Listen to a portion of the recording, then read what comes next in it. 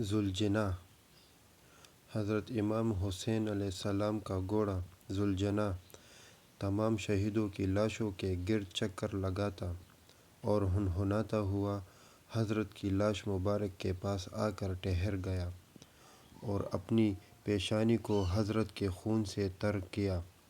وہ اپنے پاؤں زمین پر مارتا تھا اور اس زور سے آواز نکالتا تھا کہ تمام بیابان اس سے گونجتا تھا، یہاں تک کہ لوگ یہ منظر دیکھ کر سخت حیران ہوئے۔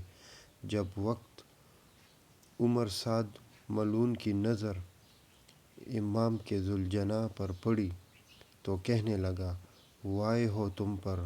اس گھوڑے کو میرے پاس لاؤ، یہ گھوڑا رسول اللہ صلی اللہ علیہ وآلہ وسلم کے بہترین گھوڑوں میں سے ایک ہے۔ لوگ اسے پکڑنے کے لیے نزدیک آئے تو گھوڑے نے اپنے پاؤں مار کر اپنا دفاع کیا۔ کچھ لین مارے بھی گئے۔ ذوالجناح نے کچھ سواروں کو ان کی سواریوں سمیت زمین پر پٹخ دیا، پھر بھی قابو نہ آیا۔ یہ دیکھ کر عمر سعد چلایا، اس کو اس کے حال میں چھوڑ دو، دیکھو یہ کیا کرتا ہے۔ جب گھوڑا لوگوں کے ہجوم سے نکلا تو امام کی لاش کے پاس آ کر اپنی پیشانی امام کے خون سے سرخ کی اور ایسے رویا جیسے کوئی عورت اپنے جوان بیٹے کی لاش پر روتی ہو۔ ذوالجناح حسین بن علی کے ایک گھوڑے کا مشہور نام ہے، جو کربلا کے وقت کے دوران ان کے ساتھ تھا۔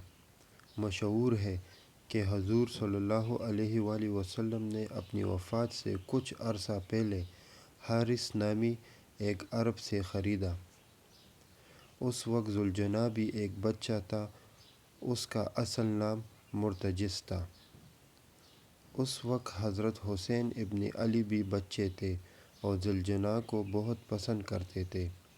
کربلا میں حضرت حسین ابن علی کی شہادت کے بعد ذوالجناح نے دشمن کے 30 افراد کو مار ڈالا اور زینب بنت علی کے خیمے کے پاس آیا، جس کے تھوڑی دیر بعد وہ دریائے فرات میں کود کر غائب ہو گیا۔ جزاک اللہ۔